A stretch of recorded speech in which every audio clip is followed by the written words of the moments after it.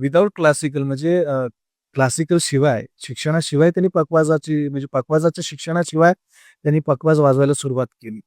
मग नंतर तुमचे गुरु म्हणजे आदरणीय सुनील महाराज मिस्त्री तुमचे जे गुरु आहे, त्यांची पहिली भेट कशी झाली? म्हणजे काय सुचलं की तुम्ही त्यांच्याकडे क्लास लावलात? ते काय सांगाल तुम्ही?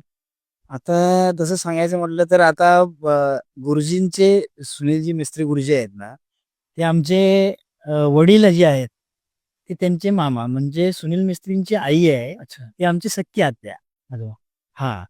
तर मग ते असे मे महिन्याच्या सुट्टीमध्ये आमच्याकडे यायचे.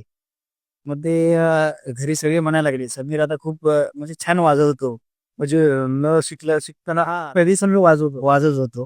त्यावेळेला मग ते म्हणाले, की "ठीक आहे वाजवतो." तर मला म्हटले, "जरा बघूया, बसूया आपण." मग आम्ही बसलो.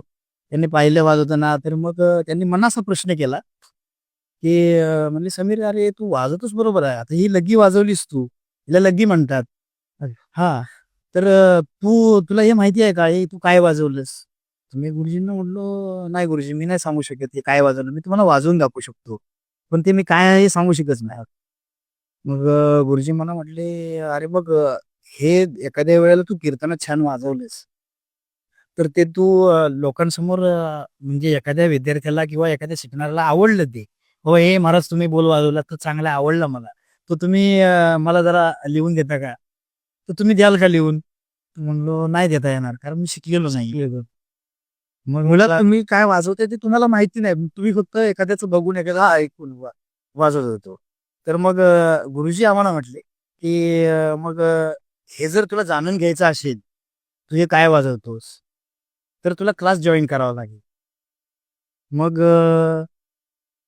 2005 मध्ये तिथून क्लास आम्ही गुरुजींकडे चालू चालू केला. आपल्या भिरवाडीमध्ये त्यांचा गुरुजींचा क्लास चालू होता. तर त्या ठिकाणी आम्ही गेलो. तिथे क्लास जॉइन केला आणि मग तिथून हा असा प्रवास चालू झाला. वाह! वाह!